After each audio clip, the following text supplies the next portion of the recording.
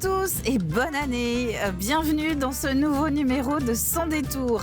Pour commencer 2024, eh bien, nous sommes du côté de la Jonchère. On rentre là tout juste dans la commune. Nous partons à la rencontre d'une de ses habitantes. Elle s'appelle Nadia. Nadia Lebourg. Et Nadia, c'est une mamie épanouie qui écrit des livres pour les enfants. À l'occasion du dernier numéro qui vient de sortir aux éditions Baudelaire, il me semble, voilà. Eh bien, nous allons justement évoquer sa passion pour l'écriture. Elle a plein de passions, vous allez voir Nadia, et elle parle beaucoup aussi. Donc ça, c'est parfait pour Sans détour. Il fait un petit peu froid, ça va être l'occasion de nous réchauffer.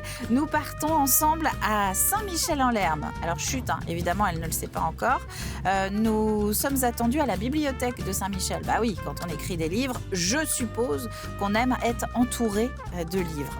Donc c'est ce qu'on verra dans l'émission. Donc voilà, on arrive au cœur de la Jonchère. Je ne sais pas si vous connaissez cette commune. C'est pas très grand, mais c'est vraiment très joli.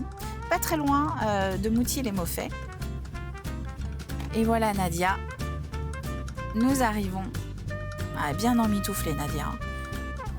Comme Arnaud d'ailleurs qui cadre l'émission. Allez-y, on va la chercher. Alors il faut que je cache le livre parce que sinon... Tac. Voilà. Bonjour Nadia. Bonjour Caroline. Bienvenue chez vous. Oui. La Oui, c'est chez moi, la Jonchère. Oui, c'est ce que je disais, c'est pas une commune qu'on connaît forcément beaucoup. Oui, c'est une petite commune. C'est une petite commune, très jolie, avec une église pas tout à fait comme les autres. Elle est belle, hein. Puis en plus, elle a un pigeonnier. Elle a un pigeonnier, Oui. et oui, La première petite exactement. tourelle, c'est un pigeonnier. Et vous, ça fait longtemps que vous êtes à la Jonchère ?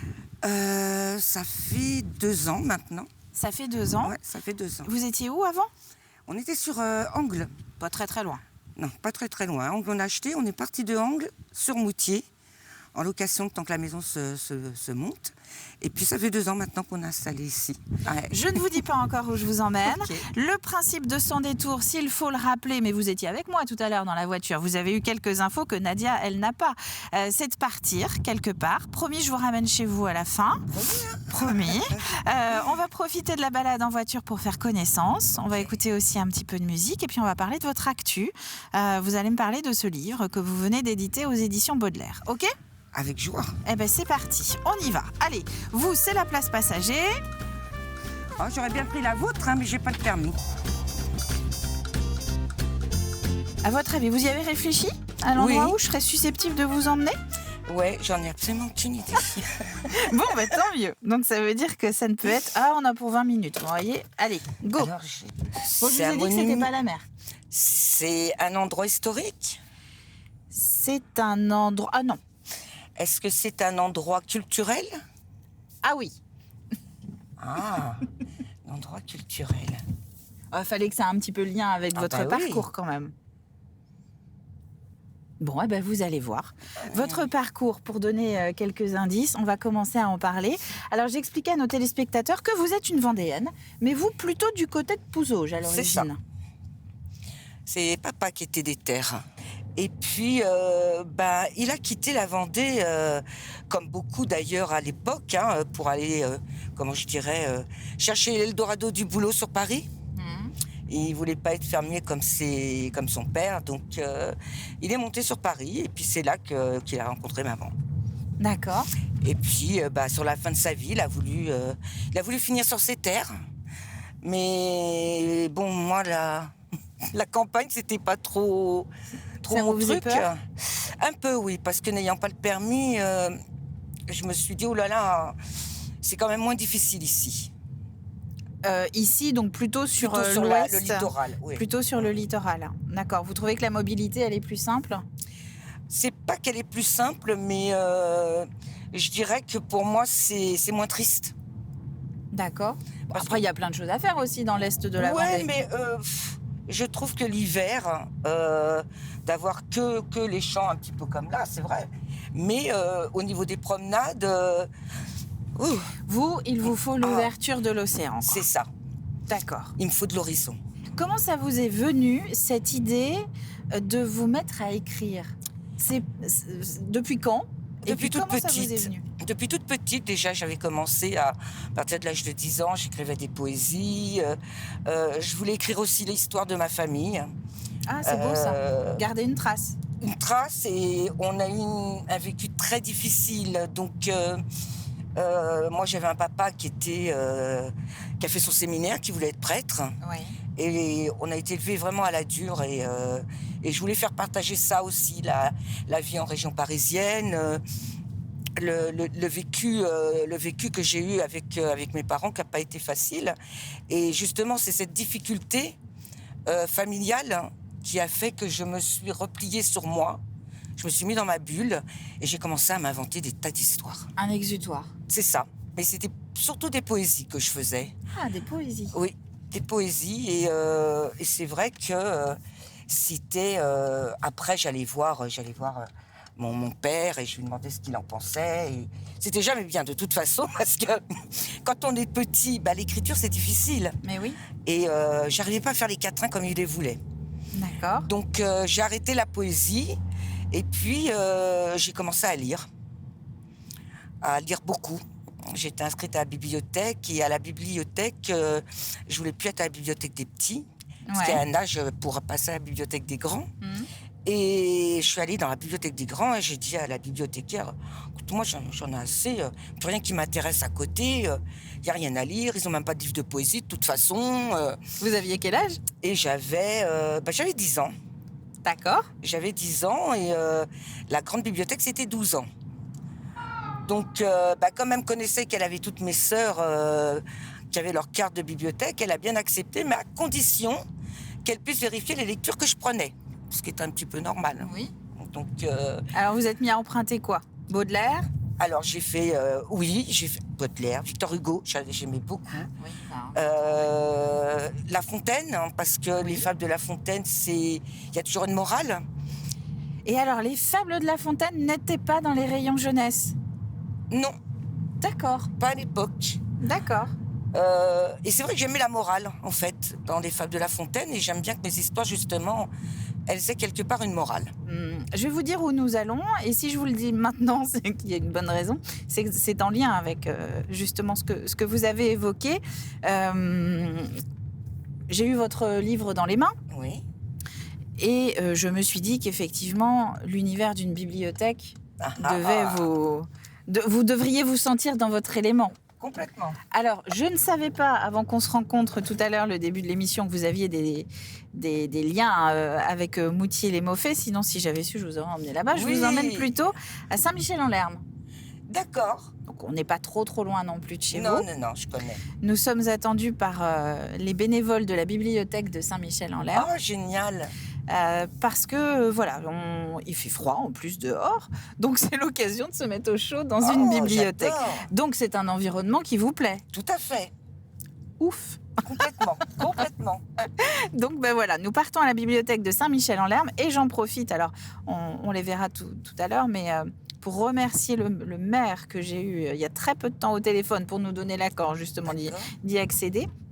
Il en a profité pour m'expliquer. Oh là, madame, alors attendez, hop, je passe. En plus, il faut que la caméra soit pas arrachée.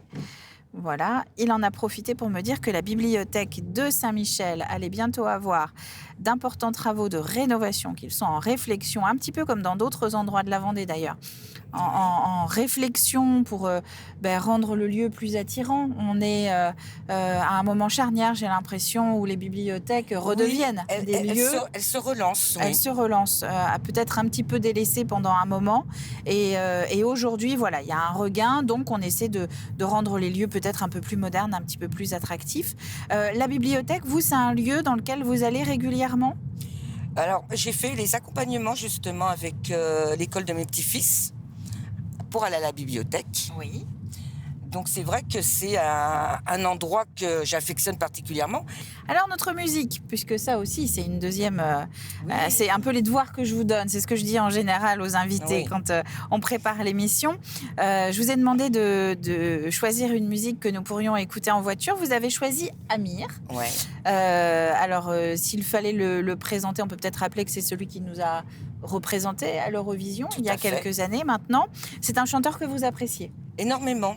J'aime beaucoup ses textes et c'est vrai que la chanson que j'avais choisie, elle compte beaucoup pour moi parce que elle représente l'amour que j'avais avec mon défunt mari, en fait. D'accord.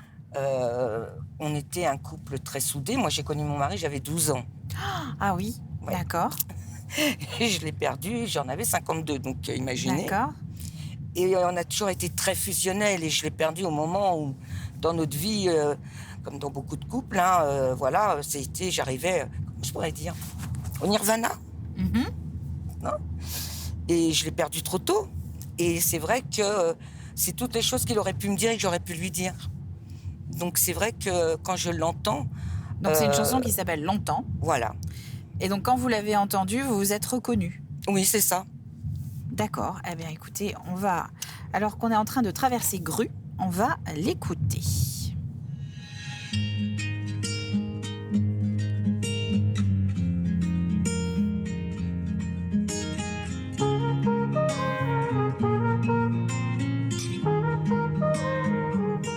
Faut rester joyeuse, hein. Oui. Ah non, non, je suis rarement triste.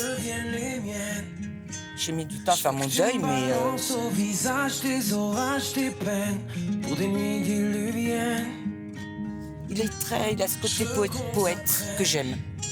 Il est pas mal. Oui, c'est un beau gosse. Hein, on peut le oui, dire. c'est un beau gosse, ça. Ah oui. Ça reste entre nous. Oh, je pense qu'on doit être des milliers à le penser. Comme dirait l'autre, je l'aurais dans mon lit, je n'irais pas coucher dans la baignoire. Alors là, s'il y avait des enfants autour, c'était un peu la moi, j'ai pas séquence envie de dormir, j'ai pas envie de confession. Mais oui, mais bien sûr Nadia. Je le sais, c'est tout. Et je voudrais que ça dure longtemps. User ma peau sur la tienne. Un jour j'oublierai tout jusqu'à mon nom. Je saurai simplement que t'es là, que t'es belle, que t'es mienne. Je voudrais que ça dure 100 ans. Bonjour, Bonjour madame. les bénévoles de la bibliothèque de Saint-Michel-en-Lerme. Enchantée. Quand on est venu, venez regarder. Tout est prêt pour nous recevoir. Quand on est arrivé vers la bibliothèque, vous disiez c'est un environnement. Alors déjà, vous auriez dû vous en douter. Bon, Oui, ça, on peut pas- c'est vrai. Mais inspirant. Inspirant, oui.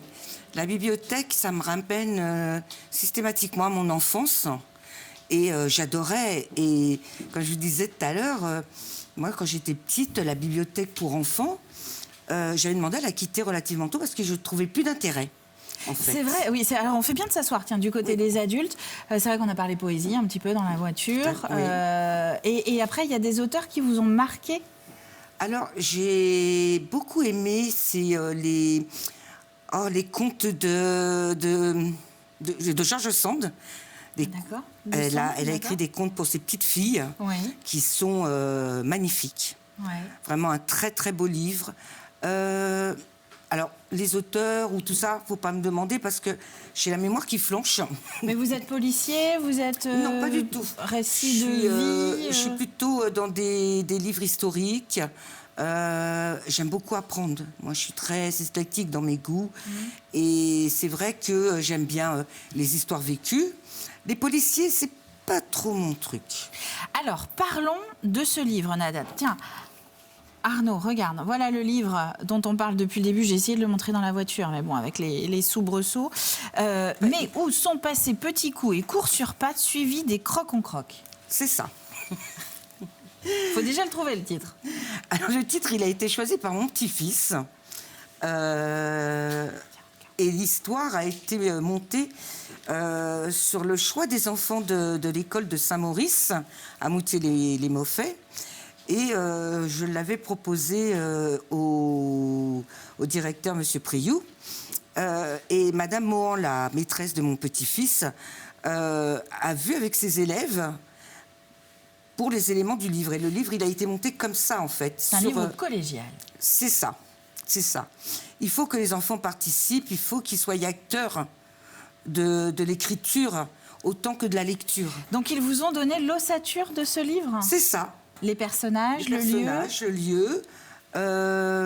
De quoi il voulait que l'histoire, elle parle. Il voulait un méchant. Il voulait un gentil. Oui, un gentil. Un gentil, puis il fallait qu'il ait quelque chose de particulier. Et puis, ils m'ont demandé également tout plein d'animaux. Alors c'est vrai qu'on peut pas... il y a des girafes. Il y a des girafes et il voulait un enlèvement de girafes. Je ne sais pas pourquoi, il voulait un enlèvement de girafes. Alors, vu de Moutier-les-Maufais, penser à un enlèvement de girafe, c'est quand même précis. Hein. C'est précis, hein. Ouais. C'est précis. Même ma maîtresse, elle était étonnée. Et c'est vrai que le travail avec les enfants était... c'est formidable. Mais vous écrivez et vous écriviez à la maison. Oui. Vous alliez les voir pour des sessions. Voilà, c'est ça. D'accord. J'allais voir les enfants et puis alors là, quand ils ont su que le livre, parce que je leur disais, mais vous savez, je l'ai écrit, mais après on va le publier. Et ils étaient impatients. Et de savoir que leur classe est citée à la fin du livre, ils arrivent plus facilement à se l'approprier en plus, l'histoire. Pour l'instant, on est au rayon adulte. Je vous propose de passer à côté. On va aller voir le rayon jeunesse et puis on va parler un petit peu voilà, de vos passions en général et on se dirigera tranquillement déjà vers la fin de l'émission. On y va ? On y va. C'est parti Nadia, allez, suivez-moi. Alors, l'espace jeunesse de Saint-Michel-en-Lerme. Bon, c'est quand même un environnement, même si on a compris que vous en étiez sortie très vite quand vous étiez une petite fille, c'est quand même un endroit où aujourd'hui, on en parlait aussi ça dans la voiture. Les enfants, à votre plus grand bonheur, vous vous rendez compte qu'ils adorent les espaces jeunesse. C'est ça. Ils aiment, pour preuve, ils leur demandent, puisque j'ai une nouvelle histoire. Ça tombe en plus très bien parce qu'on est sur 2024, les JO. Année sportive en Vendée, une année notamment. sportive, et ils veulent une histoire sur le sport. Donc ça, c'est le nouveau livre que vous êtes en train d'écrire, Nadia. Tout à fait. D'accord. Donc là, vous avez déjà eu quelques consignes, quelques demandes des élèves qui vous disent « on veut parler sport cette fois-ci ». C'est ça. D'accord. Donc on a fait des petits groupes. Et chaque petit groupe était en charge de trouver un élément de l'histoire. D'accord. Alors, regardons. Peut-être qu'il y a des choses... Qu'est-ce qui vous inspire ? Est-ce que vous allez piocher un petit peu dans les livres qui existent déjà ou vous l'interdisez ? Ah non, je me l'interdis. D'accord. Maintenant, je lis des histoires aussi à mes petits-fils. Mais ce qui m'a fait plaisir, c'est de savoir que le mien... Ils l'ont lu en boucle, ils le relisent en boucle. Et d'ailleurs, alors ça, on ne l'a pas dit, et on va terminer là-dessus concernant ce titre-là, c'est que c'est un livre qu'on peut trouver, qu'on peut acheter, évidemment, soit sur les grandes plateformes, sur Internet, mais on peut demander à son libraire de le commander. Les éditions Baudelaire, vous me disiez tout à l'heure, en fait, c'est une branche... Une branche des éditions Gallimard. Voilà, et un peu plus spécialisée sur les enfants. Tout à fait. Donc, n'hésitez pas à en parler à votre libraire à côté de chez vous. Dans toute l'Europe. Donc à Saint-Michel-en-Lerme, vous devez pouvoir le trouver. Ce que je ne savais pas à la base, et ça aussi, ça fait plaisir. Alors, sport pour la prochaine édition, là. Il nous reste quelques grosses secondes. Qu'est-ce qu'on peut avoir comme tuyau, comme info sur ce futur livre que vous êtes en train d'écrire ? Vous aimez pas en parler ? Non, ça me dérange pas. Mais c'est vrai que là, sur le sport, j'en parlerai pas parce que j'ai bloqué un peu, parce que je suis pas d'abord une sportive. Je ne peux pas vous en vouloir. Il y a des sujets qui sont plus difficiles que d'autres à travailler. Donc, faut un méchant, faut un gentil, là aussi ? Ah oui, là aussi. D'accord. Là aussi, même dans le sport, ils veulent un méchant. Donc, il y aura un entraîneur pas très cool. Ça, c'est sûr. Alors là, on se met tous les coachs à dos. Il va y avoir un tricheur. Ah. Un tricheur. Parce que j'aime que mes livres aient une morale. Donc... Influencé par La Fontaine. Ouais, je pense. Et puis, c'est des repères aussi pour les enfants. Bien sûr. Ils ont besoin de ces morales, justement, pour pouvoir pallier sur le vrai du faux, sur le bon et le mauvais. Et si c'est l'histoire qu'on lit avant de s'endormir, voilà. C'est bien de terminer aussi sur une petite morale pour y réfléchir derrière. Pour y réfléchir, la nuit porte conseil, comme dirait l'autre. Exactement. Écoutez, c'est sur cette histoire de morale, on aurait pu encore aller très très loin, Nadia, qu'on va terminer ce numéro de Sans détour ensemble. Écoutez, moi, je suis ravie. Moi aussi, ça m'a fait plaisir.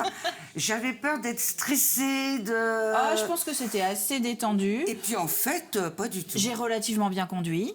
Oh, très bien. Ça va vous donner envie de passer le permis, vous allez voir. Quant à nous, on va se retrouver dans 15 jours pour un nouveau numéro de Sans détour.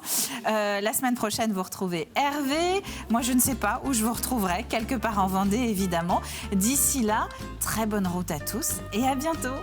On y va ? Merci. Allez, au revoir, mesdames. Au revoir, mesdames.